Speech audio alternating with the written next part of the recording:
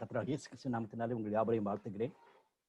நம்ம தொடர்ந்து தானியேல் புத்தகத்தை படிக்கத்தக்கதாக தேவன் தந்திருக்கின்ற மேலான வாய்ப்புக்காக, கிருபைக்காக அதிகமாக தேவனுக்கு நன்றி கூறுகிறேன். உங்களுடைய அர்ப்பணிப்புக்காக, உங்களுடைய வாஞ்சைக்காக நான் அதிகமாக தேவனை ஸ்தோத்திரிக்கிறேன். இன்னைக்கும் நம்முடைய மத்தியில் இருக்கிற சதீஷ் அலகாபாத்ல இருக்கிற யங் கிராஜுவேட். அவங்க ஒரு காலேஜில் ப்ரொஃபஸராக இருக்காங்க. Satish will lead us in prayer. Satish. Good evening, Uncle. Good evening. Okay, Uncle, let's pray. Oh, gracious Heavenly Father, thanks for this wonderful day you have given us, and thanks for this wonderful time, Lord. And thanks for this privilege that you have given to us to study your word. And Lord, help us when we are studying together, and talk through us through your word and through Holy Spirit, God, and touch our hearts, open our minds to see your words and truths, and to learn lessons and apply them in our lives, to bear fruits that pleases you, Lord. And we are thankful for this wonderful opportunity that you gave us to study the book of Daniel, and help us to have the consistency in our lives, that to bring glory to your name and to aim to please you in all the circumstances, and you hold our hands and guide us, Lord. I was thankful for Billy Uncle and all the technical team that are helping behind this Bible study, Lord. We are thankful for each and every participant who are being gathered here, spending their precious time. Talk to each one of us and touch our hearts and transform us, Lord. And once again, we are thankful for this wonderful time. Guide us and lead us. Let our life bring glory to your name, and continue to hold our hands and make a channel of blessing to many students and graduates, Lord. Once again, we are praying that, Lord, help us to have a great time during this Bible study, to listen carefully and to apply them in our lives, and to bear fruits. And we are praying and submitting all these prayer points into your mighty hands, and guide us and lead us. In Jesus' mighty name we pray. Amen. Amen. Amen. Thank you so much, Satish. Thank you. Thank you. Satish is from Allahabad. நம்ம நேற்று start பண்ணும் பொழுது தானியேலை குறித்தும் அவருடைய 3 நண்பர்கள் குறித்தும் நம்ம பார்த்தோம். அவங்களுடைய தீர்மானமா இருந்த காரியம், டிட்டர்மினேஷன், 1ஆம் அதிகாரம் 8ஆம் வசனம். அவங்க மனசுல தீர்மானத்தோடு இருந்தாங்க. அதை நிறைவேற்றுவதற்கான ஒரு அர்ப்பணிப்பு, ஒரு டெடிகேஷன் அவங்களுக்குள்ள இருந்ததை நம்ம பார்க்கலாம். அது மட்டுமல்ல, அவங்களுடைய டிவோஷனல் லைஃப் அதிகமாக ஜபத்திலிருந்து ஆசீர்வாதத்தை பெற்றுக்கொள்ளவும், அந்த உண்மையான கிறிஸ்டியன் ஃபெலோஷிப்பை என்ஜாய் பண்ணத்தக்கதான ஒரு டிவோட்டட் பீப்புளாக இருந்ததை நம்ம நேற்று பார்த்தோம். முதல் 2 அதிகாரங்களை வேகமாக நம்ம பார்த்தோம். அதை பார்ப்பதற்கு முன்பாக தானியேலையும் யோசேப்பையும் நம்ம கம்பேர் பண்ணி அவங்க 2 பேருக்கும் காணப்பட்ட அநேக ஒரே மதமான காரியங்களை நம்ம கவனித்தோம். அவங்க 2 பேருமே ஒரு வித்தியாசமான சூழ்நிலையில தள்ளப்பட்டாலும், ஆக்சுவலா அவங்க விரும்பி போகல, அவங்க தள்ளப்பட்டாங்க. அப்படிப்பட்ட ஒரு சூழ்நிலையிலும் தேவனுடைய நாமத்தை மகிமைப்படுத்தினதாக நம்ம பார்த்தோம். அது மட்டுமல்ல, தானியேலுடைய அந்த புஸ்தகம் என்பது அது தீர்க்கதரிசன புஸ்தகமாகவும் காணப்படுகிறது. அந்த காலத்துல தேவையான செய்தியை அவர் கொடுக்கக்கூடியவராகவும் காணப்பட்டார். அதே நேரத்துல அப்போகலிப்டிக் சொல்லக்கூடிய வருங்காலத்துல நடக்க போற காரியங்களை வெளிப்படுத்தின ஒரு விசேஷமாகவும் அது காணப்பட்டதாக நம்ம பார்க்கிறோம். அதோடு கூட ஞானத்துக்கான, தேவனுடைய ஞானத்தை வெளிப்படுத்தக்கூடிய காரியமாகவும் அது இருந்ததாக நம்ம பார்த்தோம். இந்த 3 ட்ரெடிஷன்ஸுமே, பழைய ஏற்பாட்டின் ட்ரெடிஷன்ஸுமே அதுல காணப்படுகிறது நம்ம பார்க்கலாம். மை டியர் ஃப்ரெண்ட்ஸ், ஆக்சுவலா நம்ம பழைய ஏற்பாட்டின் புத்தகங்களை பார்க்கும் பொழுது மிகவும் கவனமா நம்ம கவனிக்க வேண்டியது அந்த பேக்ரவுண்ட், அந்த காலகட்டத்துல அந்த லிட்ரரி கான்டெக்ட்னு சொல்லுவாங்க. அந்த இந்த மாதிரி என்ன லிட்ரரியில அவங்க எழுதியிருக்காங்கன்னு சொல்லி பார்க்கணும். அதே போல ஹிஸ்டாரிக்கல் கான்டெக்ட்னு சொல்லும் பொழுது அந்த சமயத்துல அல்லது அந்த கால சூழ்நிலையில இருந்த காரியங்கள் நம்ம நினைத்து பார்த்து படிப்பது மிக அவசியம். ஜஸ்ட் லைக் தட், தானியேலை போல யோசேப்பை போல நம்ம வாழ்ந்து விட வேண்டும் என்று சொல்லாதபடிக்கு அவங்க இருந்த காலத்தை நம்ம இன்னும் அதிகமாக புரிந்து கொள்வோமானால் நம்ம காலத்துல நம்ம எப்படி இருக்க போறோம்னு சொல்லி பார்க்கிறோம். ஒரு சின்ன உதாரணமா சொல்ல வேண்டும் என்றால், ஒரு 100 வருஷம் கழிச்சு ஆண்டவருடைய வருகை தாமதிக்குமானால் ஒரு 100 வருஷம் கழிச்சு நம்மளுடைய 4 ஜெனரேஷன் 5 ஜெனரேஷன் கழித்து இருக்கிற மக்கள் என்ன சொல்லுவாங்க? கொரோனான்னு ஒண்ணு வந்து ரொம்ப தாக்குச்சு, அப்போ கிறிஸ்தவங்க எப்படி இருந்தாங்க, விசுவாசிகள் எப்படி இருந்தாங்கன்னு சொல்லி சொல்லுவாங்கன்னா, அதுதான் நம்ம இப்போ வாழ்ந்து கொண்டிருக்கிறோம். அப்படிதான் நம்ம அறிந்து கொள்ள வேண்டும். எனவே அந்த சரித்திரபூர்வமான உணர்வோடு கூட நம்ம இந்த புத்தகத்தை படிக்கிறது நல்லது. இன்னைக்கு அந்த தானியேலுடைய ஹிஸ்டாரிக்கல் ஆஸ்பெக்ட்ஸை நம்ம முடிக்க போகிறோம். நாளைக்கும் நாளை மறுநாளும் அவருக்கு தேவன் கொடுத்த வெளிப்பாடுகள் குறித்து அதிகமாக பார்க்க போகிறோம். இன்னைக்கு பார்க்கறதுக்கு முன்பாக, நான் நேற்று முடிப்பதற்கு டைம் இல்லாதனால இந்த படத்தை குறித்து அதிகமாக நான் எக்ஸ்பிளைன் பண்ணல. 2ஆம் அதிகாரத்தில் நம்ம பார்க்கும் பொழுது அவர் நேபுகாத்நேச்சாருக்கு தேவன் வெளிப்படுத்தின அந்த ட்ரீம், அதுல அவர் ரொம்ப உறுதியா இருந்தாரு. அந்த ட்ரீமை நான் சொல்ல மாட்டேன், நீங்க எனக்கு சொல்லி அதனுடைய இன்டர்பிரிட்டேஷன் சொல்லணும்னு சொல்லிட்டு he was very much insisting. அதுல மற்ற ஞானிகள் எல்லாம் சொல்லிட்டாங்க, நம்முடைய மத்தியில தேவர்கள் வந்து தங்கினாதான் அவங்க தான் சொல்ல முடியும்னு சொல்லிட்டு. ஆனா அப்படிப்பட்ட ஒரு பெரிய வெளிப்பாடை தேவன் தன்னுடைய தீர்க்கதரிசியாகிய தானியேலுக்கு கொடுத்து, அவர் இது வந்து ஒரு தீர்க்கதரிசனமாக மட்டுமல்ல, ஒரு அப்போகலிப்டிக் ரைட்டிங்காகவும் அதை எழுதியிருக்கிறதாக நம்ம பார்க்கலாம். அவர் பார்த்த அந்த காரியம் 4 ராஜ்யங்களை, 4 மிக பெரியதான காலங்களை குறிப்பிட்டதாக அவர் பார்க்க முடியும். ஒரு கோல்டன் பீரியட் சொல்லும் பொழுது த ஹெட் ஆஃப் கோல்டுன்னு சொல்றது வந்து நேபுகாத்நேச்சாருடைய காலம். அவருடைய காலம் முடிந்த உடனே அது வந்து அதிகமாக குறைந்து போனதாக நம்ம பார்க்கலாம். எனவே இந்த கடைசி செயல பார்க்கறது போல பாபிலோனியன் உடைய காலத்தை நம்ம குறிப்பிட்டு பேசுகிறோம். அதை தொடர்ந்து பெர்ஷியன்ஸ் வந்து அவங்கள ஓவர்டேக் பண்ணி டரியு ராஜா நம்ம வாசிக்கிறோம்ல, அவர் வந்து ஸ்டார்ட் பண்ணது வந்து பெர்ஷியா ராஜா. அதை தொடர்ந்து கிரேக்கர்கள் வந்து ஓவர்டேக் பண்ணி அதிகமாக அவங்க ஆண்டு கொண்டிருந்தாங்கன்னு சொல்லி பார்க்கலாம். தென் ரோமர், ஆண்டவராகிய இயேசு கிறிஸ்து வருவதற்கு முன்பாக ரோமருடைய ஆட்சிக்குள்ளாக எல்லா இடத்தையும் நம்ம அறிந்திருக்கிறோம். ஏரோது ரோமாபுரியிலிருந்து அனுப்பப்பட்டவராக எருசலேமை பார்த்து கொண்டிருந்தார். பிலாத்து வந்து அவர் கீழே ஒர்க் பண்ணிக்கிட்டு இருந்தார். அதெல்லாம் நம்ம ரோமாபுரிக்கு இருந்த காலகட்டத்தில் பார்க்கிறோம். அதுல இந்த ப்ளூ கலர்ல போட்டிருக்கிறது போல கிறிஸ்து பிறப்பதற்கு முன்பாக 167 நடந்த சம்பவம் என்னவென்றால், தேவனுடைய ஜனத்துக்கு விரோதமாக அப்பமும் ஆலயத்தை இடித்து தள்ள வேண்டும் என்று அவங்க தேவனுக்கு விரோதமாக, தேவனுடைய ஜனத்துக்கு விரோதமாக அவங்க மிகவும் போராட்டம் பண்ணனாங்க. அப்பதான் அந்த ஒரு கூட்டத்தார், தேவனுக்கு உண்மையா இருக்கிற கூட்டத்தார், அவங்க எல்லாம் பெர்சிக்யூஷன் நிமித்தமாக மிகுந்த பயத்தோடு கலக்கத்தோடு வாழ்ந்த காலம். அதை தொடர்ந்து ஆண்டவர் சொன்னது போல இந்த எருசலேம் ஆலயம் இடிபட்டு போகும், ஒரு கல்லுக்கு மேல் ஒரு கல் இல்லாத வடிக்கு போகும் சொன்னவர் வந்து AD 70 அதே மாதிரி நடந்ததை நம்ம பார்க்கலாம். ரோமர் வந்து கம்ப்ளீட்டாவே எருசலேமை அழித்து போட்டதாகவும், அதன் பின்பு எருசலேம் ஒரு யூதா என்ற ஒரு பட்டணமே இல்லாத ஒரு இடமே இல்லாதபடிக்கு போனதாக நம்ம பார்க்கலாம். ஆனா நம்ம 7ஆம் அதிகாரத்துல நாளைக்கு கதைமா நம்ம பார்க்கும் பொழுது இந்த 4 பிக்சர்ஸும் இட் டிஸ்கிரைப்ஸ் இந்த காலம் தான். நல்லா கவனிச்சு கொள்ளுங்க, இந்த காலத்தை டிஸ்கிரைப் பண்ணக்கூடியது. அதனால வெளிப்படத்துல வாசிக்கக்கூடிய இது மாதிரி சிம்பிள்ஸும், அதை தொடர்ந்து நம்ம 8ஆம் 9ஆம் அதிகாரத்துல படிக்க போகிற நம்பர்ஸையும் நம்ம பார்க்கும் பொழுது we have to be very careful. Some of the things are past. முதல்ல நடந்ததை தேவன் யோவானுக்கு வெளிப்படுத்தினதாக நம்ம படிக்க போறோம். இங்கு தானியேலுக்கு வெளிப்படுத்தின காரியம் சரித்திரத்துல நடைபெற போற காரியங்கள். அப்படி நீங்க கவனிச்சீங்கன்னா, இந்த ஒரு பெரிய கொம்பு இருக்குன்னு சொல்லிட்டு கடைசி மனிதனா இருக்கிற பார்க்கும் பொழுது நம்ம அறிந்திருக்கிறோம் அது ஆன்டி கிரைஸ்ட். திட்டமாகவே கிறிஸ்து வருவதற்கு முன்பாக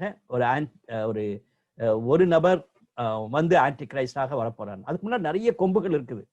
அப்படிதான் நம்ம அந்த வேதத்துல வாசிக்கிறோம். நிறைய பேர் ஆன்டி கிரைஸ்டா வந்துகிட்டு இருப்பாங்க, ஒரு கொம்பு மட்டும் ஆன்டி கிரைஸ்டா வரப்போகுதுன்னு சொல்லிட்டு நம்ம ஃபியூச்சரிஸ்டிக்கா பார்க்கிறோம். ஆனா தானியேலுடைய காலத்துல சொன்னதை பார்க்கும் பொழுது அதுதான் இந்த 167 நடந்த சம்பவம். அவங்க மிகவும் தேவனுடைய ஜனத்தை உபத்திரவத்துக்குள்ளாக அதிகமாக கொண்டு போனதாக நம்ம பார்க்கலாம். ஆனால் நம்ம எல்லாரும் அறிந்திருக்கிறது படி ஆண்டவராகிய இயேசு கிறிஸ்துவினுடைய வருகை, முதலாவது வருகையே தேவனுடைய ராஜ்யத்தை உருவாக்குவதற்காக நம்ம அறிந்திருக்கிறோம். எனவே இன்னைக்கு 2வது வருகையை குறித்து நம்ம ரொம்ப பேசும் பொழுது மிக முக்கியமா நம்ம அறிந்து கொள்ள வேண்டிய ஒரு காரியம், மார்க்கு 1ஆம் அதிகாரம் 15ஆம் வசனத்துல வாசிக்கிறது போல இயேசுவானவருடைய முதலாவது பிரசங்கம் மனம் திரும்புங்கள் என்று சொல்லி பரலோக ராஜ்யம் சமீபத்திருக்கிறது. The kingdom of God is at hand. சமீபத்திற்கு தமிழ்ல சொல்லும் பொழுது it has come. Kingdom of God has come. இந்த ஒரு கல் உருவாக்க இதெல்லாம் இடித்து போட போறதுன்னு சொன்னது ஆண்டவராகிய இயேசு கிறிஸ்துவினுடைய வருகையை குறித்து, முதலாவது வருகையை குறித்து சொன்னப்பட்ட ஒரு காரியம். இப்போ நம்ம முதலாவது வருகைக்கும் 2வது வருகைக்கும் நடுவில் நம்ம பார்த்து கொண்டிருக்கிறோம். அண்ட் இந்த kingdom of God is yet to come. நல்லா கவனிச்சுக்கொள்ளுங்க. தேவனுடைய ராஜ்யம் இனி வரப்போகிறது என்பது ஒரு என்னது ஹெல்த்தி டென்ஷன் சொல்லுவாங்க. Kingdom of God has come, already வந்துவிட்டது என்பதும், தேவனுடைய ராஜ்யம் வந்துவிட்டது என்றும், தேவனுடைய ராஜ்யம் வரப்போகிறது என்பதும் சேர்ந்ததை நம்ம புரிந்து கொள்ள வேண்டும். இயேசுவானவருடைய முதலாவது வருகையில தேவனுடைய ராஜ்யம் வந்துட்டது. இன்னைக்கு நம்ம ராஜ்யத்தினுடைய புத்திரர்களா மாறிட்டோம். தேவனுடைய ராஜ்யம் இப்பொழுது நிலைத்திருக்கிறது.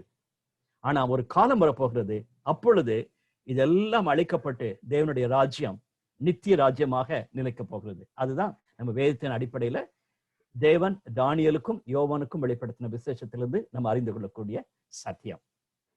இது நம்ம 2ஆம் அதிகாரத்தை கண்டிப்பாகவே பார்க்க வேண்டிய ஒரு சத்தியம். காரணம், நாளிலிருந்து பார்க்க போறது 2 நாளுடைய சத்தியம் இந்த 2ஆம் அதிகாரத்துல வரக்கூடிய அந்த பிக்சருக்கு முக்கியத்துவம் கொடுக்கணும். இன்னைக்கு 4 அதிகாரங்கள் பார்க்கணும். நான் நேற்றே சொன்னது போல ஒவ்வொரு அதிகாரங்களுமே ஒவ்வொரு செய்தியை கொடுத்து கொண்டிருக்கிறத நம்ம பார்க்கலாம்.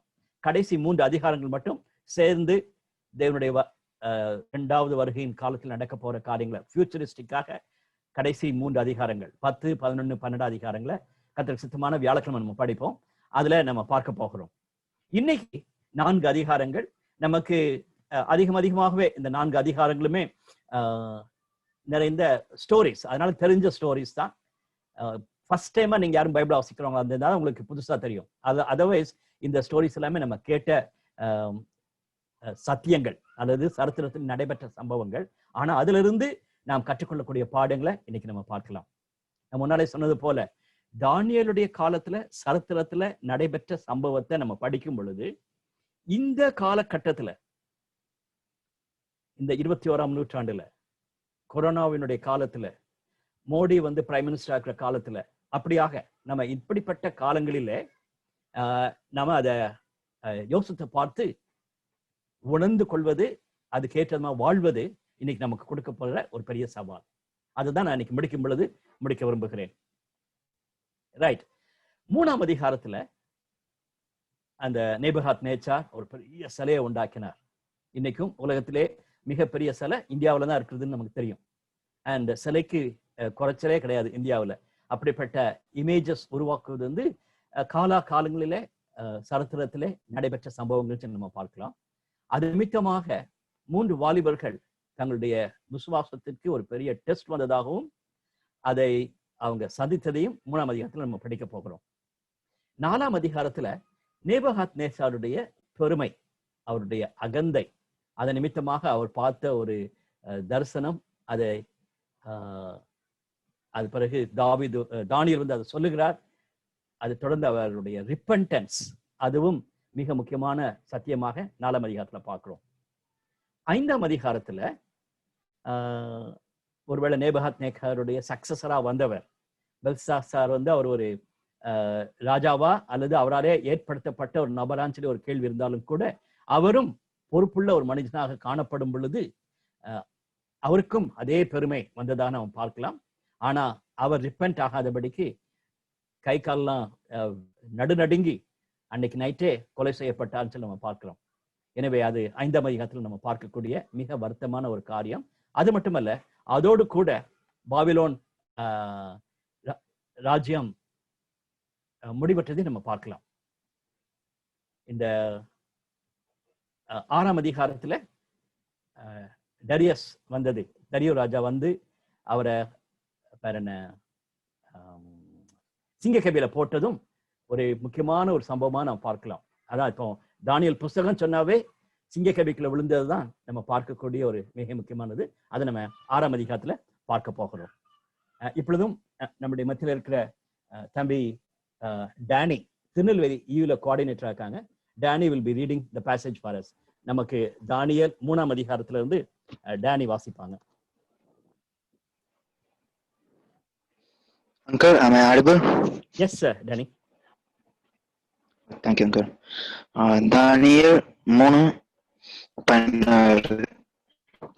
3:16 என்பவர்கள் ராஜாவை நோக்கி, நேபுகாத்நேச்சாரே, இந்த காரியத்தை குறித்து நமக்கு உத்தரவு சொல்ல எங்களுக்கு அவசியம் இல்லை. நாங்கள் ஆராதிக்கிற எங்கள் தெய்வன் தவிர்க்க வல்லவராய் இருக்கிறார். அவர் எரிகிற அக்கினி சூளைக்கும் ராஜாவாகிய உம்முடைய கைக்கும் நீங்களாக்கி விடுவிப்பார். விடுவிக்காமல் போனாலும் நாம் உம்முடைய இவர்களுக்கு அரணை செய்வதும் இல்லை, நிறுத்தின பொற்சிலையை பணிந்து கொள்வதும் இல்லை என்கிறது அதாவை நமக்கு தெரிந்திருக்க கடவுது என்றார்கள்.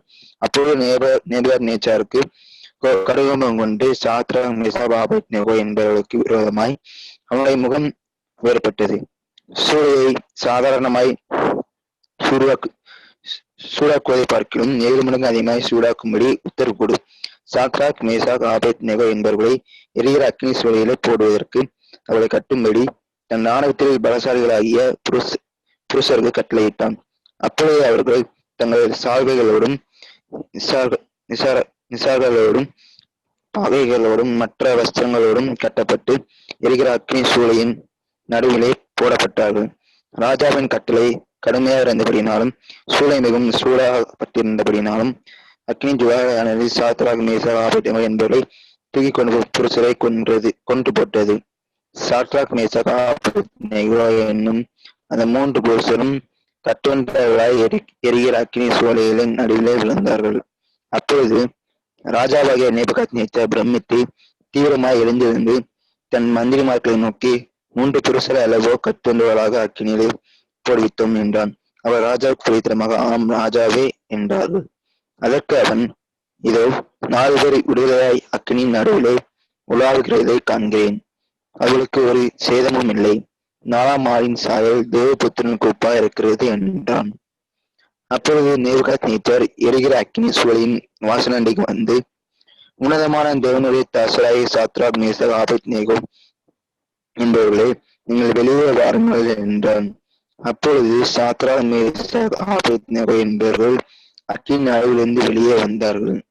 தேசாதிபதிகளும் அதிகாரிகளும் தலைவரும் ராஜாவின் மந்திரிகளும் கூடி வந்து அந்த புருஷருடைய சரீரங்கள் மேல் அக்னி படையாமலும் அவர்களுடைய தலைமையில் கருவாமலும் அவர்களுடைய சாலைகள் சேதப்படாமலும் அக்கினி இடத்தில் வீசாமிருந்ததை.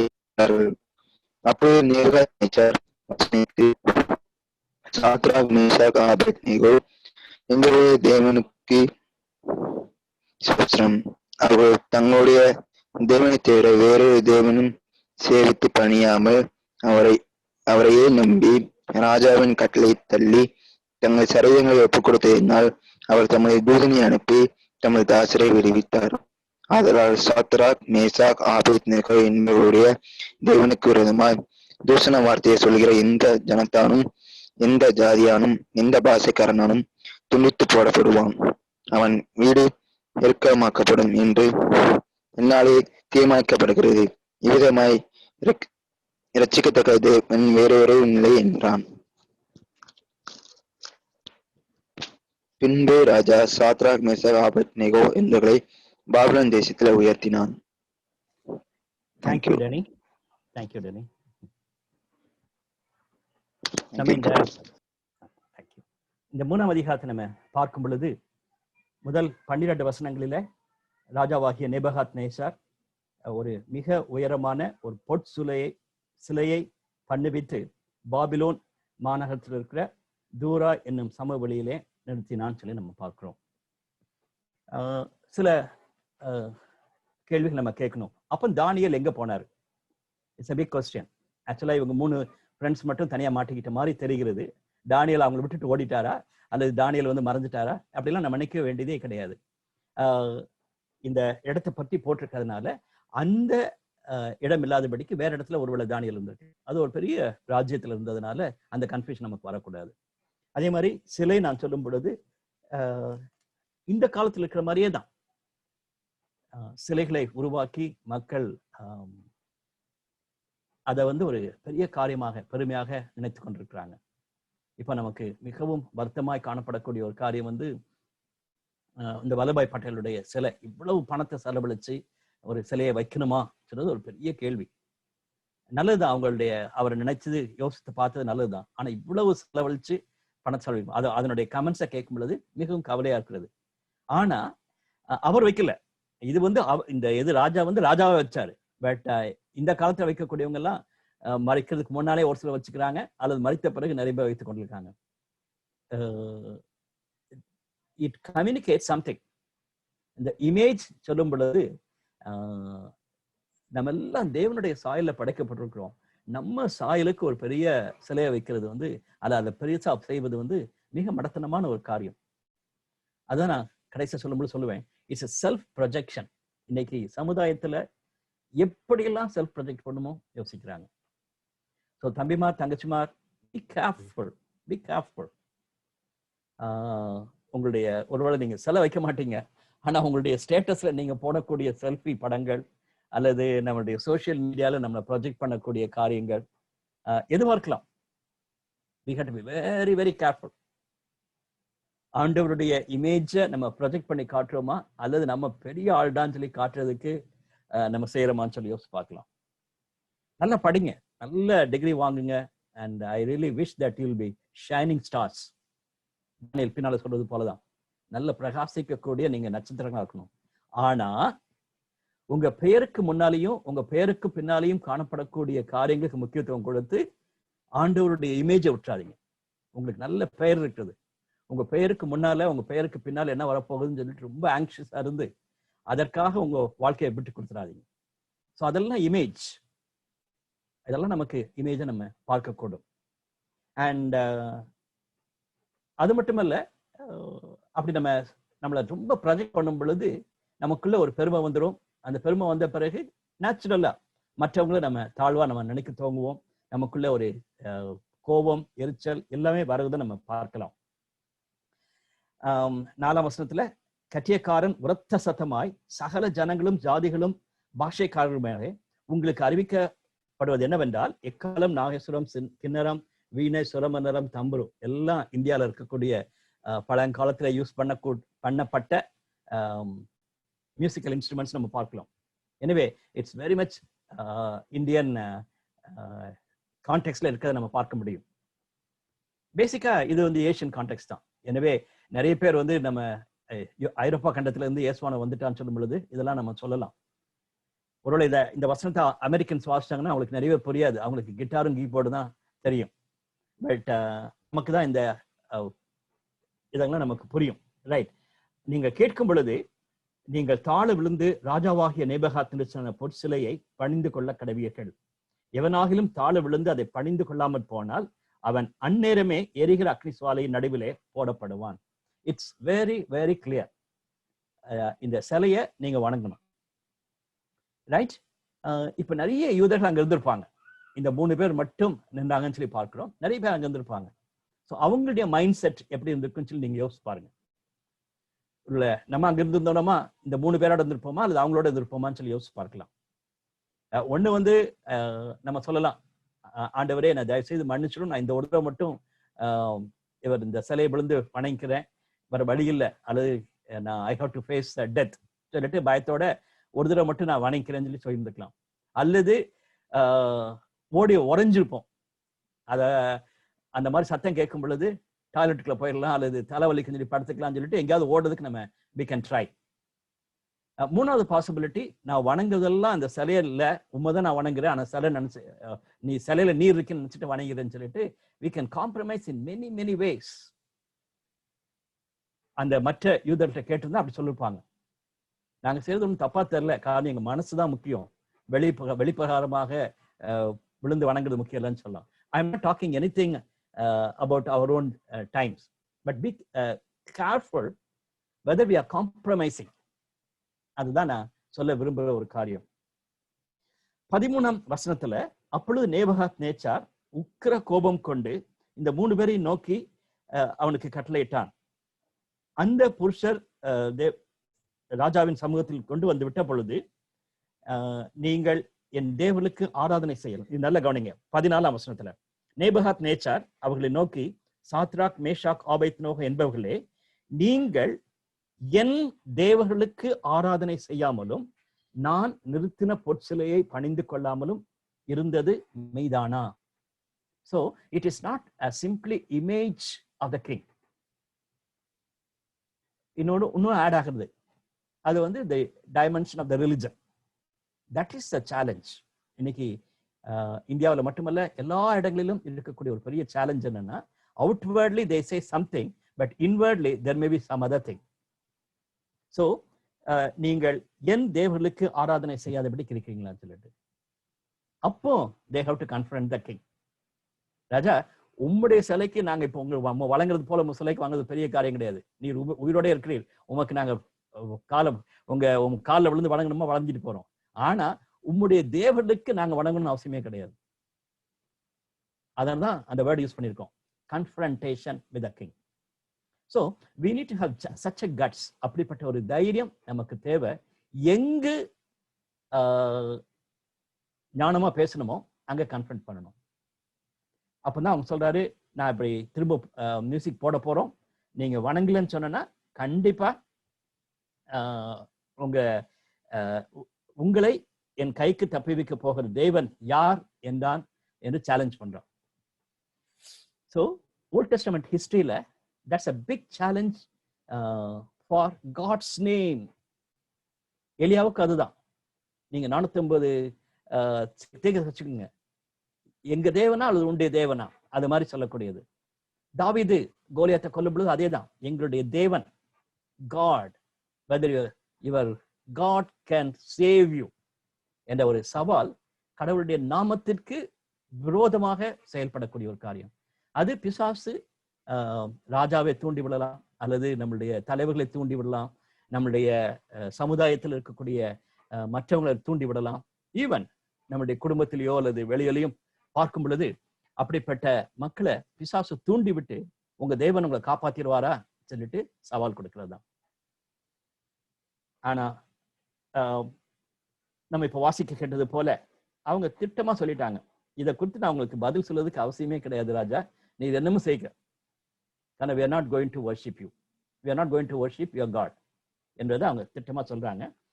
நாங்கள் ஆராதிக்கிற எங்கள் தேவன் எங்களை தப்புவிக்க வல்லவரா இருக்கிறார், அவர் எரிகிற அக்னி சூளைக்கும் ராஜாவாகிய உம்முடைய கைக்கும் நீங்களாக்கி விடுவிப்பார். விடுவிக்காமற் போனாலும், ஓகே, அது வந்து ஒரு விசுவாச குறைச்சல் கிடையாது, அல்லது அது சந்தேகப்படக்கூடிய ஒரு காரியம் கிடையாது.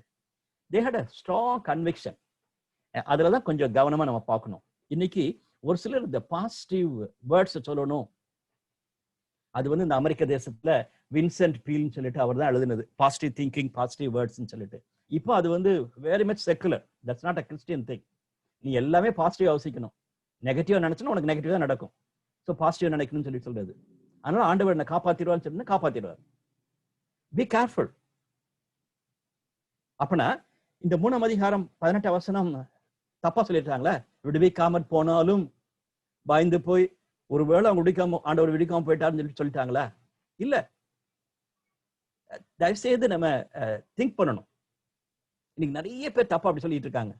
விசுவாசம் சொன்னா அவ்வளவுதான், எல்லாம் நடந்துரும், இது நடந்துரும் அது நடந்துரும், எனக்கு அது விசுவாசம், என் வாய் சொல்ல சொல்ல அப்படியே நடக்கும் சொல்ல மாதிரி சொல்லக்கூடியது வந்து வீணான ஒரு பெருமைக்கும் ஒரு ஆவிக்குரிய ஒரு அரகன்ஸுக்கும் நம்மளை lead பண்ணிருது. we need to be humble. okay, அவங்க சொல்றாங்களே, விடுவிக்காமற் போனாலும் நாங்க வந்து இதை பணிந்து கொள்ள போவதில்லை என்று ராஜாவை நமக்கு தெரிந்திருக்க கடவுது என்று அவங்க சொன்னாங்கன்னு சொல்லி பார்க்கிறோம். அதை நான் எவ்வளவு தூரத்தை கம்யூனிகேட் பண்ண சொல்லி தெரியல, but please understand, it is not lack of faith. they had a tremendous faith in God. ஆனா God knows his purposes. ஆண்டவருடைய திட்டத்துக்கு எங்களை ஒப்பு கொடுத்திருக்கோம். அதனால கண்டிப்பா ஆண்டவர் தன்னுடைய பெஸ்ட் தான் செய்வார். என்ற பெரிய நம்பிக்கையோடு கூட தைரியமா பேசுவது மிக அவசியம். ரைட், அவங்க சூழலைய அதிகமாக மாத்தினாங்கன்னு சொல்லி பார்க்கிறோம். அதே மாதிரி அற்புதம் நடக்கிறது. அவரை தூக்கி போட்டவங்க எல்லாம் அழிஞ்சு போயிடுறாங்க. பட் இவங்க இன்னொரு மனுஷகுமாரனோடு கூட 4 பேராக நடந்து போனது ஒரு பெரிய அற்புதம். எப்படி தானியேல் சிங்கக்கபில உயிரோடு இருந்தாரோ அதே மாதிரி இவங்க வந்து ஃபயர்ல இருக்கிறத பார்க்கலாம். நீங்க எத்தனை பேர் பார்த்திருக்கீங்கன்னு சொல்லி தெரியல. இன்னைக்கு நம்மளுடைய சமுதாயத்திலையும் ஒருவேளை நம்மளுடைய காலகட்டத்திலையும் பார்க்கும் பொழுது ஒரு சில religious people they do like that. நாங்க தீயில நடந்து போனாலும் எங்களுக்கு கால் வேகாது, நாங்க தீய நடந்து போகும் பொழுது எங்களுடைய தேவனுக்கு நாங்க மகிமையை கொடுக்குறோம்னு சொல்லிட்டு செய்யக்கூடிய மக்கள் உண்டு. ஒருவேளை அவங்கள்ட்ட போய் நீங்க கேட்டீங்கன்னா, நீங்க தானியேல் 3 அதிகாரத்தை படிச்சு பாருங்கன்னு சொன்னாலும் கூட ஆச்சரியப்படுறதுக்கு இல்லை. Right, but we know that devil also duplicate things. Is also duplicate பண்ணி செய்யக்கூடிய காரியம் இருக்குன்னு நம்ம சொல்றோம். அதனால I am not saying that நீங்க வந்து தீக்குள்ள போய் விழுந்து பாருங்கன்னு சொல்லவே இல்லை. மார்க்கு கடைசி அதிகாரத்துல கடைசி பகுதியில ஆண்டவராக இயேசு கிறிஸ்து சொன்ன ஒரு காரியம், இதெல்லாம் நடந்தாலும் கூட கண்டிப்பா நீங்க அது உங்களை ஒண்ணும் செய்யாது என்று சொல்றதுடைய அர்த்தம் என்னன்னா, நீ போய் பாய்ச்சன குடி அல்லது விஷப்பூச்சி வந்து கடிக்கட்டும் அப்போ அப்படி இல்லை. அப்படிப்பட்ட காரியங்கள் நடந்தாலும் தேவனுடைய நாமத்தின் மகிமைக்காக நீ உன்னை பாதுகாப்பான்னு சொல்லுதான் ஆண்டவராக இயேசு கிறிஸ்து சொன்னது. அதே மாதிரிதான் இந்த இடத்துலயும் அப்படிப்பட்ட தீ நம்மளை தள்ளப்பட்டாலும் ஆண்டவர் நம்மளை காப்பாற்ற என்பது உறுதியான நம்பிக்கையா இருக்கணும். அப்படியே காப்பாற்றாட்டாலும் we take a stand for God. Because I'm going to be with God என்ற நம்பிக்கையோடு கூட இருக்கணும்னு சொல்லி நம்ம பார்க்கலாம். தென் 26ஆம் வசனத்துக்கு பின்பாக அந்த ராஜா அறிக்கை செய்வதை நம்ம பார்க்கலாம். அவர் மட்டுமல்ல, அவங்க எல்லாருமே சேர்ந்து வந்து பார்த்து அவங்களுடைய காரியங்களை பார்த்து மிகவும் ஆச்சரியப்பட்டதாகவும், நேபுகாத்நேச்சார் 28ஆம் வசனத்துல கம்ப்ளீட்டா ஆப்போசிட்டா சொல்றாரு.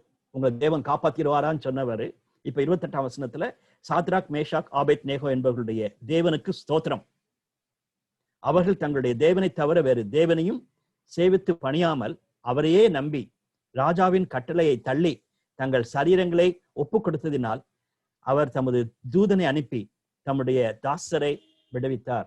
என்ன பியூட்டிஃபுல் டெஸ்டிமனி. இன்னைக்கும் அப்படிப்பட்ட சாட்சியை தேவன் எழுப்பி கொண்டிருக்கிறார் என்பதுல சந்தேகமே கிடையாது. நானும் நீங்களும் அப்படிப்பட்ட ஒரு சூழ்நிலைக்கு தள்ளப்பட்டாலும் தேவனுடைய நாமத்தின் மகிமைக்காக இருக்க வேண்டும் என்பது மிக முக்கியமான ஒரு காரியம். 4ஆம் அதிகாரம் இது மோர் ஆஃப் அவருடைய ஓன் சரித்திரத்தை அவர் எழுதுனது போல, நேபுகாத்நேச்சாரே எழுதுனது போல. ராஜாவாகிய நேபுகாத்நேச்சார் பூமி எங்கும் குடியிருக்கிற சகல ஜனத்தாருக்கும், ஜாதியாருக்கும், பாஷைக்காரருக்கும் எழுதுகிறது என்னவென்றால், உங்களுக்கு சமாதானம் பெருக கடவுது, உங்களுக்கு சமாதானம் பெருக கடவுது. ஆல்மோஸ்ட் லைக் பவுல் எழுதின கடிதம் போல இருக்கிறது. Peace be with you. Okay, பவுல் வந்து அதை கிரேஸும் ஆட் பண்ணிக்குவாரு, கிருபையும் சமாதானமும் உண்டாவதாகன்னு சொல்லி சொல்லுவாரு. இவர் வந்து சமாதானம் பெருக கடவுன்னு சொல்லிட்டு, உன்னதமான தேவன் என்னிடத்தில் செய்த அடையாளங்களையும் அற்புதங்களையும் பிரசித்திப்படுத்துவது எனக்கு நன்மையாய் கண்டதுன்னு சொல்லிட்டு அவர் ஒரு ராயல் லெட்டரை எழுதுனது போல தன்னுடைய ஹோல் அனுபவத்தையும் இங்க 4ஆம் அதிகாரத்துல குறிப்பிட்டு சொல்வதாக நம்ம பார்க்கலாம். அது ராஜா பார்த்த அவருடைய தரிசனம் என்று நம்ம பார்க்கலாம். 18ஆம் வசனம் வரைக்கும் இருக்கும் பொழுது, நான் என் சொப்பனத்தை கண்டேன், அது எனக்கு தீகளை உண்டாக்கிட்டு என் படுக்கையின் மேல் எனக்கு உண்டான நினைவுகளும் என் தலையில் தோன்றின தரிசனங்களும் என்னை கலங்க பண்ணிட்டு சொல்லிட்டு அதை அறிவிக்கிறதுக்கு யாருன்னு சொல்லிட்டு அவர் வழக்கம் போல அந்த 2ஆம் அதிகாரத்துல படிக்கிறது போலயே, பட் இது வித்தியாசமான விதத்துல தன்னுடைய சாட்சியவே அவர் சொல்லுகிறார்.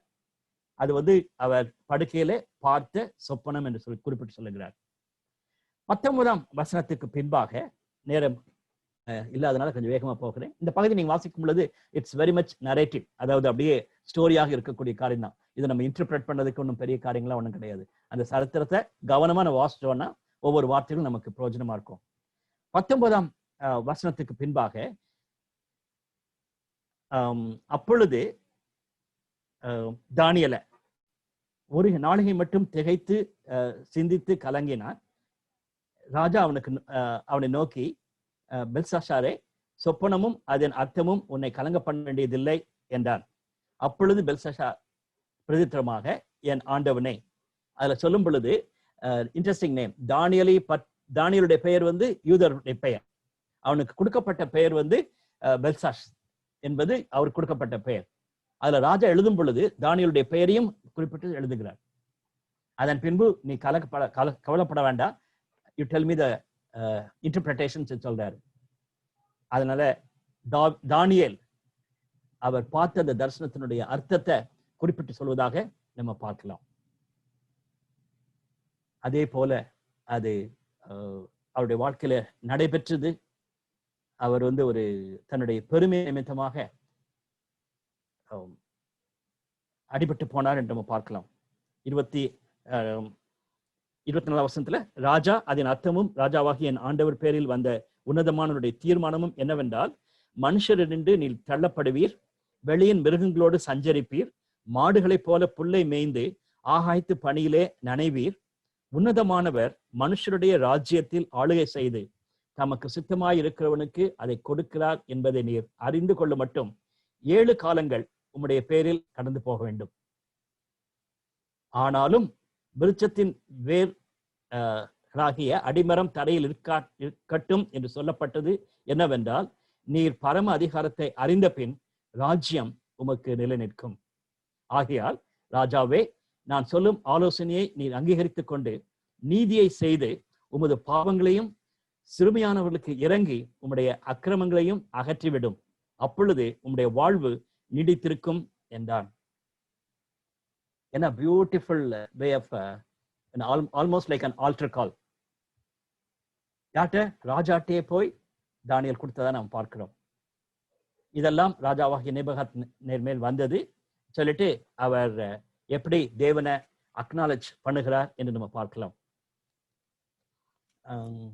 நம்ம தொடர்ந்து பார்க்கும் பொழுது, ஆகையால் கடைசி வசனத்துல, ஆகையால் நேபுகாத் நேச்சராகிய நான் பரலோகத்தின் ராஜாவை புகழ்ந்து உயர்த்தி மகிமைப்படுத்துகிறேன். அவருடைய கிரியைகள் எல்லாம் சத்தியமும் அவருடைய வழிகள் நியாயமுமானவைகள். அகந்தையாய் நடக்கிறவர்களுக்கு தாழ்ந்து அவராலே ஆகும். அகந்தையாய் நடக்கிறவர்களை தாழ்த்த அவராலே ஆகும் என்று எழுதினேன் என்று சொல்லுகிறார். இதனுடைய அர்த்தம் என்னவென்றால், there was a repentance in Nebuchadnezzar's life. ஆண்டவராகிய இயேசு கிறிஸ்து சொன்ன இந்த வசனம் நமக்கு நல்ல ஞாபகம் இருக்கிறது.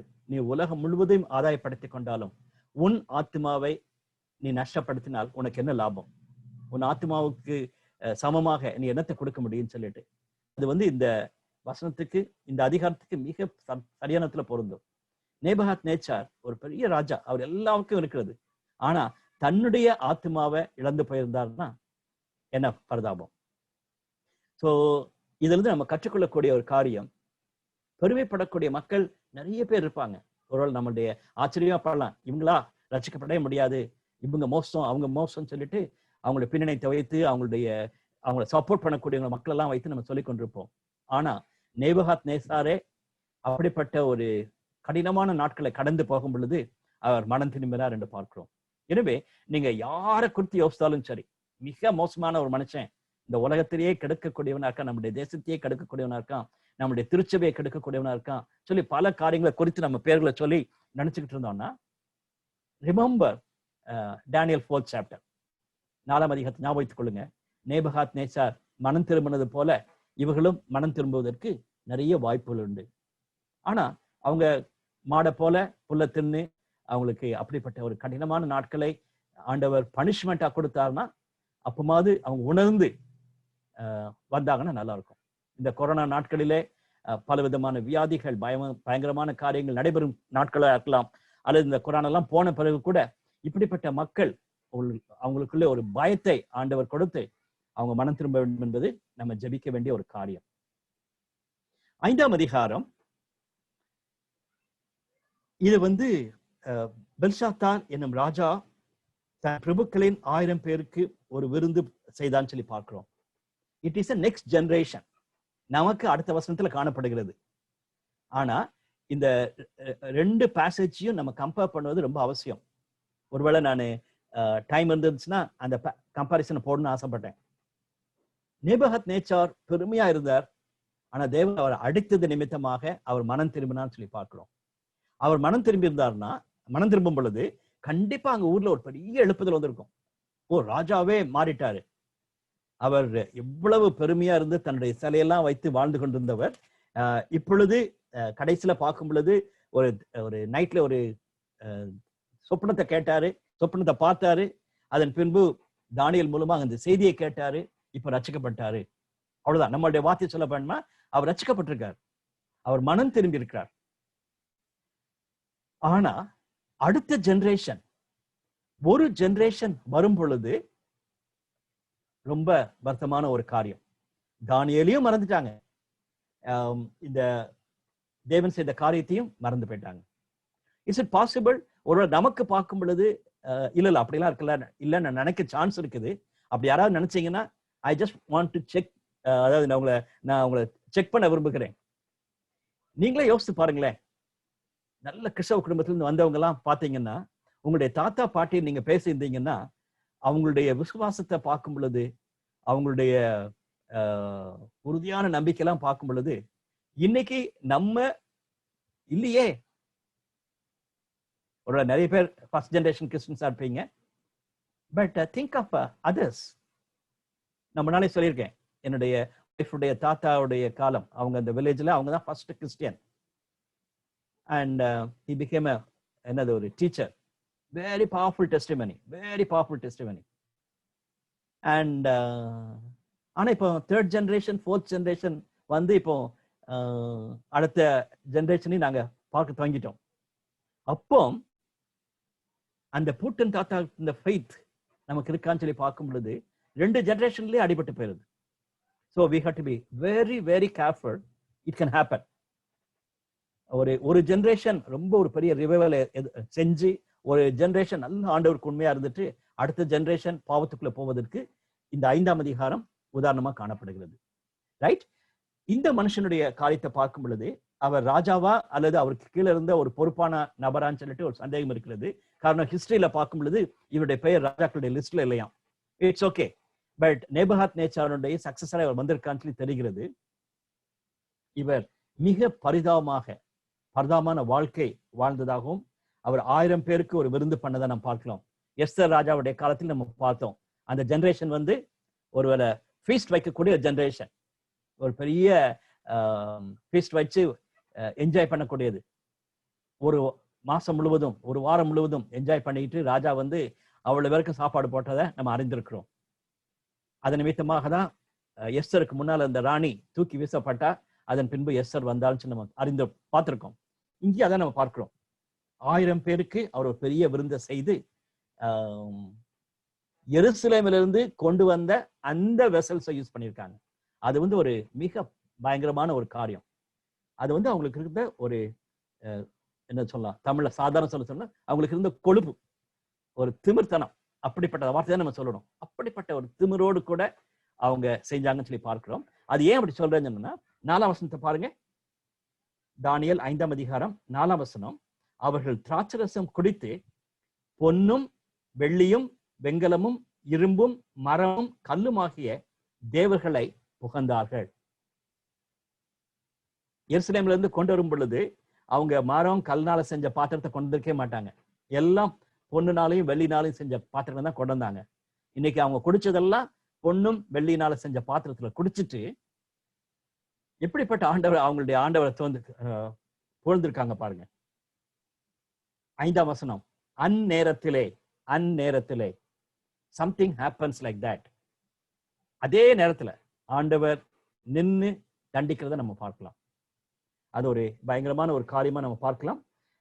ஒரு மனுஷனுடைய கைவிரல் தோண்டி ராஜா அரண்மனையில் சாந்தில் பூசப்பட்ட சூரியலே எழுதிட்டுன்னு நம்ம பார்க்கலாம். It is not something like angel வந்ததாகவோ அல்லது ஒரு மிஸ்டீரியஸ் ஃபிகர்லாம் இல்ல, மனுஷ கையிலே எழுதுனது போல காணப்படுகிறது. அதை தொடர்ந்து வாசிச்சு பார்த்தீங்கன்னா அந்த ராஜா அவருடைய முகம் 10ஆம் வசனத்துல, உமது நினைவுகள் உம்மை கலங்க பண்ணவும் உம்முடைய முகம் வேறுபடவும் வேண்டியதில்லை. அதனால அவருக்கு கை கால்லாம் போயிடுச்சு, அவருடைய முகம் செத்து போச்சுன்னு சொல்லி தான் சொல்லணும். அப்படியாக இருந்ததா நம்ம பார்க்கலாம். 12ஆம் வசனத்துல ராஜாவின் பெல்சாஷார் என்னும் பெயரிடப்பட்ட அந்த தானியலுக்கு சொப்பனங்களை வேட்க பண்ணவும் புதை பொருளை வெளிப்படுத்துவதற்கும் கருகலானவளை தெளிவாக்குவதும் அறிவும் புத்தியும் விசேஷ ஆவியும் உண்டென்று காணப்பட்டது. இப்பொழுதும் தானியேல் அழைக்கப்படட்டும், அவன் அர்த்தத்தை வெளிப்படுத்துவான் என்றாள். பாருங்களேன், இப்படி அவங்க கலங்கி போயிருக்கும் பொழுது அந்த ராணி வந்து குறிப்பிட்டு சொல்லுகிறார், உன்னுடைய அப்பாவுடைய காலத்துல, இந்த நேபுகாத் நேச்சார் காலத்துல இப்படிப்பட்ட ஒரு மனுஷன் வெளிப்படுத்தினான்னு சொல்லிட்டு அது நிமித்தமாக தானியேல் அழைக்கப்படுகிறார். அவர் வந்து இந்த செய்தி என்ன என்பதை குறிப்பிட்டு சொல்லுகிறார். அதோட முடிஞ்சு போயிருது. காலமே, அவங்களுடைய பாபிலோனுடைய தேசமே அழிந்து போனதை நம்ம பார்க்கலாம். உன்னை விட்டு தேவன் மகிமையை எடுத்துக்கொண்டார் சொல்லி சொல்லி முடிக்கும் பொழுது என்பதற்கு, அதாவது திராசிலே நிறுக்கப்பட்டு குறை காணப்பட்டாய் என்றும் பேரஸ் என்பதற்கு உன் ராஜ்யம் பிரிக்கப்பட்டு மேதியருக்கும் பெர்ஷியருக்கும் கொடுக்கப்பட்டது என்றும் அர்த்தமாம் என்றார். 29ஆம் வசனத்துல அப்பொழுது பெல்சாஷார் தானியலுக்கு கொடுக்கணும்னு சொல்றார். ஆக்சுவலா தானியல் வந்து முன்னால அதை ராஜாட்ட சொல்லும் பொழுது எனக்கு ஒன்றும் வேண்டாம், எனக்கு அது மாதிரிலாம் கிஃப்ட் எல்லாம் ஒன்றும் வேண்டாம், I am here to tell you the ஸ்டோரின்னு சொன்னதாக இந்த நீங்க பேசேஜை படிக்கும் பொழுது நீங்க பார்க்கலாம். தானியல் மிக தைரியமாக தேவன் கொடுத்த அந்த வெளிப்பாட்டை அவருக்கு குறிப்பிட்டு சொன்னதாக நம்ம பார்க்கலாம். அதோடு கூட அன்னைக்கு நைட்டே 30ஆம் வசனத்துல அந்த ராத்திரியிலே கல்தேயர் ராஜாவாகிய பெல்சாஷார் கொலை செய்யப்பட்டான்.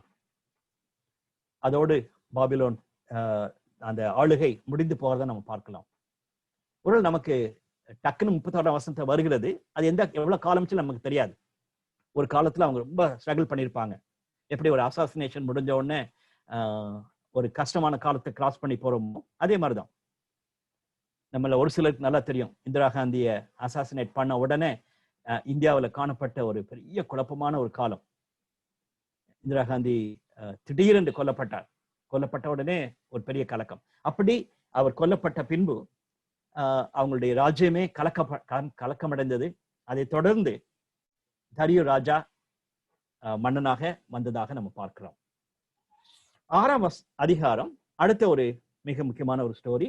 அதுதான் இந்த புக் ஆஃப் டேனியலுடைய மிக ஒரு சென்டர் பார்ட்டா நம்ம யோசிக்கலாம். சிங்கத்தின் நடுவிலே வாழ்ந்த தானியேல் நம்ம எல்லாருக்கும் தெரிந்த ஒரு பகுதி, மிக அருமையான ஒரு பகுதி. நீங்க நேரம் எடுத்து நீங்க படிக்கணும், இது தியானிக்கணும்னு ஆசைப்படுகிறேன். அட்லீஸ்ட் முதல் 10 வருஷங்களாவது நம்ம வாசிச்சு பார்த்தோம் சொன்னா அதுல இருந்து நிறைய செய்திகள் நம்ம பெற்றுக்கொள்ளலாம். மற்றவங்களுக்கு அறிவிப்பிக்கிறது, நம்ம தைரியமா சொல்வது, நமக்கு தைரியப்படுத்துவதற்கும் மற்றவங்களை தைரியப்படுத்துவதற்கும் இது மிக அருமையான ஒரு பகுதி. வேகமா நம்ம பார்க்கலாம். ஒரு காலகட்டத்துல இந்த 120 பேர் பொறுப்பா இருக்கிறாங்க. அதுல தானியேல் மிக முக்கியமான ஒரு பொறுப்புல இருக்கிறார் என்று நம்ம பார்க்கலாம். அப்படிப்பட்ட ஒரு காலத்துலதான் அவங்களுக்குள்ள அந்த பொறாமையின் ஆவி வந்த பின்பு 3ஆம் வசனத்துல இப்படி இருக்கையில் தானியேல் பிரதானிகளும் தேசாதிகளுக்கும் மேற்பட்டவனாய் இருந்தான். தானியேலுக்குள் விசேஷித்த ஆவி இருந்தமையால் அவனை ராஜ்யம் முழுமைக்கும் அதிகாரியாக ஏற்படுத்த ராஜா நினைத்தான். அதுதான் அவங்களுக்கு பிரச்சனை. அந்த 120 பேர்ல ஒரு 100 பேருக்கு கீழே இருந்திருந்தாருன்னா ஒரு பிரச்சனையும் கிடையாது. He is one among the leaders சொல்லி இருக்கலாம். But he was really shining for God. அப்படிப்பட்ட ஒரு விசேஷித்த நபராக தானியேல் இருந்ததை நம்ம பார்க்கலாம். 4ஆம் வசனம் மிக முக்கியமான ஒரு வசனம். எப்படி 3:18 மிக முக்கியமான வசனமா நான் கருதுகிறனோ அதே மாதிரி 6ஆம் அதிகாரம் 4ஆம் வசனமும் மிக முக்கியமான ஒரு வசனம். அப்பொழுது பிரதானிகளும் தேசாதிபதிகளும் ராஜ்யத்தின் விசாரிப்பிலே தானியேலை குற்றப்படுத்தும்படி முகாந்திரம் தேடினார்கள். ஆனாலும் ஒரு முகாந்திரத்தையும் குற்றத்தையும் கண்டுபிடிக்க அவர்களால் கூடாது இருந்தது. அவன் உண்மையுள்ளவனாய் இருந்தபடியினால் அவன் மேல் சுமத்த யாதொரு குற்றமும் குறைவும் காணப்படவில்லை. Lovely verse. ஒருவேளை நான் அடிக்கடி இந்த தானியேல் புத்தகத்தை பற்றி யங் பீப்புளுக்கு சொல்லும் பொழுது இந்த வசனத்தை கோட் பண்ணுவேன். மற்ற எல்லா காரியம் அவனுடைய லைஃப் பர்பஸ் என்னன்னா தேவனுடைய நாமம் மயப்பட வேண்டும். அடுத்தது அவருடைய அர்ப்பணிப்பு என்னன்னா இந்த 4ஆம் வசனம் தான், 6ஆம் அதிகாரம் 4ஆம் வசனம் தான். They couldn't find anything except related to God. அவனுடைய ரிலிஜனை தவிர வேற எந்த காரணத்திலையும் குற்றம் கண்டுபிடிக்க முடியல. என்னுடைய வாஞ்சையெல்லாம் அப்படிதான். நம்மளுடைய EU ஸ்டூடெண்ட்ஸ் காலேஜ் கேம்பஸஸ்ல இப்படி வாழ்ந்தாங்கன்னா பெரிய எழுப்புதல் தான். அதே மாதிரி நம்முடைய கிராஜுவேட்ஸ் காலேஜ்ல டீச் பண்ணும் பொழுது, ஜாப்ஸ்ல இருக்கும் பொழுது, அவங்களுடைய பாஸ், அவங்களுடைய மற்ற மக்கள் பார்க்கும் பொழுது இப்படிப்பட்ட டெஸ்டிமனி இருந்துச்சுன்னா சோ பவர்ஃபுல். ஸோ இது வரைக்கும் நீங்க 6ஆம் அதிகாரம் 4ஆம் வசனத்தை தியானிக்காம இருந்தீங்கன்னா தயவு செய்து take time and meditate that verse. அது வந்து உங்களுடைய வாழ்க்கைக்கு சொந்தமாக்கி கொள்ளுங்க. That's very important. தென் அவங்க போய் ராஜாட்ட போய் நேக்கா பேசி அந்த தரிய ராஜா வந்து ஃபூலிஷா செஞ்சாதான் நம்ம சொல்லணும். அது தானியல்கிட்டே டிஸ்கஸ் பண்ணியிருக்கலாம். அது தானியல் தான் முக்கியமான ஒரு நபர், அவர்கிட்ட டிஸ்கஸ் பண்ணாதபடிக்கு ராஜா எடுத்தான்னு சொல்லி பார்க்கலாம். அதில் நான் ஒரு கற்றுக்கொள்ள காரியம் என்னன்னா, சில நேரத்துல இப்படிப்பட்ட நம்மளுடைய HODs, நம்மளுடைய சூப்பர்வைசர்ஸ், நம்மளுடைய பாஸ் கண்மூடித்தனமாக ஏதாவது டெசிஷன் எடுத்திருப்பாங்க. நம்மள்ட்ட கண்டிப்பா அவங்க டிஸ்கஸ் பண்ணியிருந்திருக்கலாம். ஆனா அவங்க நம்மள்ட்ட கேட்காதபடிக்கு செய்வாங்க. ஏன் என்று கேட்காதீங்க. அதுல இருந்து ஆண்டவருடைய நாமம் மயம்படத்தக்கதாக ஆண்டவர் அதை அலோவ் பண்ணிட்டார். அதனால தானியல் அதை குறித்து கவலைப்படல. 10ஆம் வசனம் அடுத்து மிக முக்கியமான வசனங்களில ஒரு வசனம் 6:10. தானியோ வென்றால் அந்த பத்திரத்திற்கு கையெழுத்து வைக்கப்பட்டது என்று அறிந்த போதிலும் போய் ராஜாட்ட போய் சண்டை போடல. ஏன்னா ராஜா பைத்தியக்காரத்தனம் இப்படி பண்ணிட்டீங்களேன்னு சொல்லிட்டு அவர் ஸ்ட்ரைக் பண்ணல அல்லது போய் ஒன்றும் செய்யவே இல்லை. தன் வீட்டிலே போய் தன் மேல் அறையின் மேல் எருசலேமுக்கு நேராக பலகணிகளை திறந்து வைக்க அங்கே தான் முன் செய்து வந்தபடியே தினம் 3 வேளையும் தன் தேவனுக்கு முன்பாக முழங்கால் படியிட்டு ஜெபம் பண்ணி ஸ்தோத்திரம் செலுத்தினான். No compromise at all. வழக்கமா செய்வது போலவே அவன் செய்தான். He had a discipline of prayer. அவர் வந்து ஒரு ப்ராப்பரான ஒரு டிசிப்ளின் செஞ்சான்னு சொல்லி பார்க்கலாம். நான் அடிக்கடி யோசிக்கிற காரியம் என்னன்னா, அவன் ஜன்னலை மூடிட்டு ஜோம் பண்ணி இருந்துக்கலாம், யாரும் பார்த்துருக்கவே முடியாது. அப்படியே ஜன்னல் திறந்து வச்சதான் கூட முழங்கால் போடாதபடிக்கு எழும்பி நின்று எருசலேம் நோக்கி ஜோம் பண்ணி இருந்திருக்கலாம். எல்லாம் நினைச்சுக்காங்க சரி சாப்பிட்டுட்டு கொஞ்சம் ரெஸ்ட் எடுக்கலான்னு சொல்லிட்டு. ஆனா he kept his discipline. அதுல நான் பார்க்க ஒரு முக்கியமான ஒரு காரியம் என்னன்னா, he had a man of disciplines. அதே மாதிரி no compromise at all. No compromise at all. Very important. Young ஏஜ்ல தம்பிமார் தங்கச்சிமார் எப்படி நீங்க நல்ல தீர்மானம் எடுத்தீங்கன்னா, at any cost I won't compromise சொன்னீங்கன்னா God will really honor you. ஒருவேளை தானியலுக்கு வந்து இது பிரச்சனை, பட் உங்களுக்கு பலவிதமான பிரச்சனைகள் ஃபியூச்சர்ல சந்திப்பீங்க. உங்களுடைய சீனியர்ஸ் மூலமாக, உங்களுடைய சுப்பீரியர்ஸ் மூலமாக, உங்களுடைய பாஸ் மூலமாக பல விதத்துல நீங்க தாக்கப்படுவீங்க. கவனித்துக் கொள்ளுங்க. அது வந்து ஒரு நாள்ல நடந்தது. ஆனா அன்னைக்கு இரவுல நடந்தது பாத்தீங்கன்னா ரொம்ப ஆச்சரியமா இருக்குது. ராஜாவுக்கு தூக்கம் வரல, ஆனா தானியலுக்கு நல்ல தூக்கம் வருது. சிங்கத்தின் மத்தியிலையும் படுத்து தூங்கிட்டு இருக்காரு. சிங்கம் எல்லாம் தூங்கி இருக்கும், இவரும் படுத்து தூங்கி இருந்திருப்பார். ஆனா ராஜாவுக்கு தூக்கமே இல்லை. அண்ட் அவனுடைய ஃப்ரெண்ட்ஸுக்கு எல்லாம் பயங்கர சந்தோஷமா இருக்கும். அப்பா நம்ம பிளான் பண்ணது முடிஞ்சு போச்சு, இனிமேல் அடுத்தது நம்ம யாரா லீடர் ஆகும்னு சொல்லிட்டு எல்லாம் காத்துக்கிட்டு இருந்திருப்பாங்க. That's what exactly is happening. ஆனா நம்ம எல்லாருக்கும் தெரியும், தானியேல் மிக அருமையாக தூங்கிட்டு இருக்கார். அண்ட் கடைசியா முடிக்கும் பொழுது இந்த பாயிண்ட் ரொம்ப கிளியரா இருக்குது. கடைசியாக தேவனுடைய நாமமும் மகிமைப்படவும் தேவனுடைய ராஜ்யம் நிறைவேறுவதற்கான தீர்மானம் நடந்தது. அதுதான் நான் 6ஆம் அதிகாரத்தினுடைய முடிவு நான் சொல்றது என்னன்னா, the story of Daniel is closing. அதுல he had a clear cut purpose right from day one. He was clearly thinking, I will honor my God's name. என்னுடைய ஆண்டவருடைய நாமத்தை நான் மகிமைப்படுத்தணும். அண்ட் தேவனுடைய ராஜ்யம் கட்டப்படுவதற்கு என்னை ஒப்பு கொடுக்கணும்னு சொல்லி தீர்மானிச்சிருந்தாரு. அதுதான் எக்ஸாக்டா இந்த 6ஆம் அதிகாரம் முடியும் பொழுது நம்ம பார்க்கலாம். 2 slides I wanted to tell you. God of Daniel சொல்லி பார்க்கும் பொழுது இந்த 6 அதிகாரங்களிலும் தானியேலுடைய தேவன் எப்படிப்பட்டவராக செயல்பட்டார் என்ற ஒரு பெரிய லிஸ்ட் நம்ம பார்த்த கேட்ட காரியங்கள் தான். அடுத்தது அந்த காலத்துல, தானியேலுடைய காலத்துல அந்த மக்கள் எப்படி இருந்தாங்கன்னு சொல்லி நம்ம பார்க்கலாம். அவங்க தங்களே ப்ரொஜெக்ட் பண்ணாங்க, ஆண்டவருக்கு விரோதமா வாழணும்னு யோசித்தாங்க, பிளஷர் லவ்விங் பீப்புளா இருக்கிறாங்க, கர்த்தருக்கு ஒரு பயமும் இல்லாதபடிக்கு துணிகரமாக ஆண்டவருடைய காலத்துல செயல்பட்டாங்க. அது மட்டுமல்ல, ஒரு ஜெனரேஷன் மனம் மாறின பிறகும் அடுத்த ஜெனரேஷனே மிஸ் பண்ணிட்டாங்கன்னு நம்ம பார்க்கலாம். இதெல்லாம் இன்னைக்கும் நம்மளுடைய காலத்துல நடக்கிறத நம்ம பார்க்கலாம். சங்கீதம் 2ஆம் சங்கீதத்துல பார்த்தது போலதான் தேவனுக்கு விரோதமாக மனிதர்கள் சவால் விடுவதையும் தேவனுடைய ராஜ்யத்தை நாங்கள் அழிச்சிருவோம் சொல்றதையும், தேவனுடைய வசனத்தை அழிச்சிருவோம், தேவனுடைய ராஜ்யத்தை அழிச்சிருவோம், கிறிஸ்தவன் இந்த பேரே இல்லாதபடிக்கு நாங்க அழிச்சிருவோம் சொன்ன நிறைய பேர் இருக்க நம்ம பார்த்து கொண்டிருக்கிறோம். எத்தனையோ கேட்டிருக்கோம். இந்தியாவில் மட்டுமல்ல, பல பல தேசங்களில மக்கள் சொன்னதை நம்ம கேட்டிருக்கோம். Still it's happening. அதே மாதிரி தேவன் இப்பொழுதும் அற்புதமான விதத்துல தன்னுடைய சாட்சிகளை வெளிப்படுத்திக் கொண்டிருக்கிறார். தேவனுடைய சாட்சிகளை எழுப்பியிருக்கிறார். போன சண்டே நான் ஒரு சர்வீஸ் அட்டெண்ட் பண்ணிட்டு இருந்தேன். அப்போ பூனால இருந்து ஒரு சகோதரன் ஷேர் பண்ணும்போது சொன்னாரு, அவர் வந்து பிசினஸ்ல ஆக்டிவான ஒரு சோஷியல் ஒரு லிங்க்ல லைக்டின்ல ஒருத்தர் வந்து பிரைஸ் திலான்னு போட்டிருந்தாராம். அது போட்டதுனால சரி இவர் எப்படி இருப்பாருன்னு சொல்லிட்டு சும்மா கான்டாக்ட் பண்ணி பார்க்கலாமே. அது ஆக்சுவலா பிசினஸ் கனெக்ஷன். ஆனா அவர்கிட்ட கான்டாக்ட் பண்ணி பார்க்கும் பொழுது அந்த பர்சன் சொன்னாராம், நான் லாஸ்ட் 10 இயர்ஸா நான் பைபிள் வாசிச்சுட்டு இருக்கேன், எனக்கு ஒண்ணுமே புரியல. But I really like the Christians, but I don't know anything about Christian. Then he led him to Christ. போன Tuesday he led him to Christ. 10 வருஷமா ஒருத்தன் பைபிளை வாசிச்சுட்டு இயேசு கிறிஸ்துவை குறித்து அறியாதபடிக்கு இருந்திருக்கார். இந்தியால very big businessman, but God in his mercy touched that person. Still God is at work. Still God is raising witnesses. கடைசியாக persecution is part and parcel of life. பிசாசு திருச்சபை வளரும் பொழுது, எழுப்புதல் வரும் பொழுது பிரச்சனை கொண்டவர்தான் செய்வான். ஜெபிக்க போறோம். எப்படி தேவன் நம்ம செயல்படும் பொழுது நம்ம ரெஸ்பாண்ட் பண்றோம்னு சொல்லி யோசிச்சு பார்த்தா நல்லா இருக்கும். அதே மாதிரி எவ்வளவு தூரத்துக்கு நம்ம போல்டா இஷ்யூஸை ஃபேஸ் பண்றோம்னு சொல்லி நம்ம பார்க்கலாம்.